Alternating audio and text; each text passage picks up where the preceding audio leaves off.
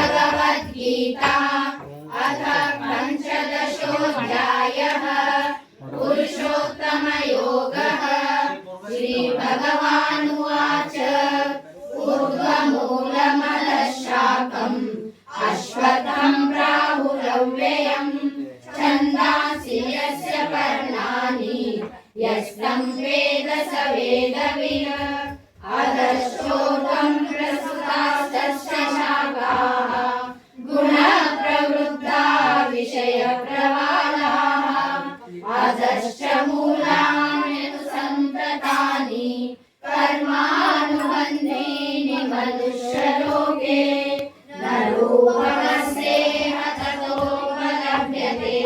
नान्तो न चादिर्न च सम्प्रतिष्ठा अश्वत्थमेनं सुविरूढमूलम् असङ्गशस्त्रेण दृढेन छित्त्वा ततः पदं तत्परिमार्गितव्यम्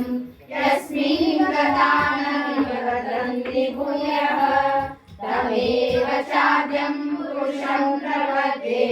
यतः प्रवृत्तिः प्रसृता पुराणी निर्माणमोहाजितसङ्गदोषाः आध्यात्मनित्या विनिवृत्तकामाः द्वन्द्वैर्विमुक्ताः सुखदुःखसञ्ज्ञैः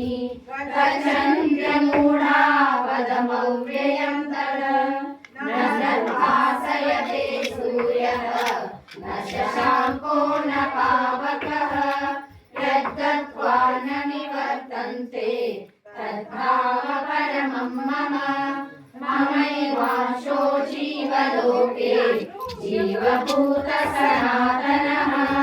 मनःषष्ठानीन्द्रियाणि प्रकृतिस्थानि कर्षति शरीरं यदवाप्नोति यच्चाप्युत्क्रामतीश्वरः गृहीत्वैतानि संयाति वायुर्गन्धानि वाशयात् श्रोत्रं चक्षुस्पर्शनं च रसनं घ्राणमेव च अधिष्ठाय मनश्चायं विषयानुपसेवते उत्क्रामन्तं स्थितं वापि भुञ्जानं वा गुणान्वितं विमूढानानुपश्यन्ति पश्यन्ति ज्ञानचक्षुषः यतन्तो योगिनश्चैनं पश्यन्त्यात्मन्यवस्थितं यतन्तोऽप्यकृतात्मानः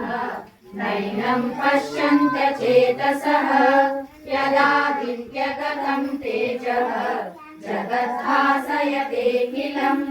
यच्चन्द्रमसि यच्चाग्नौ तत्तेजो विद्धि मामकम् गामाविश्य च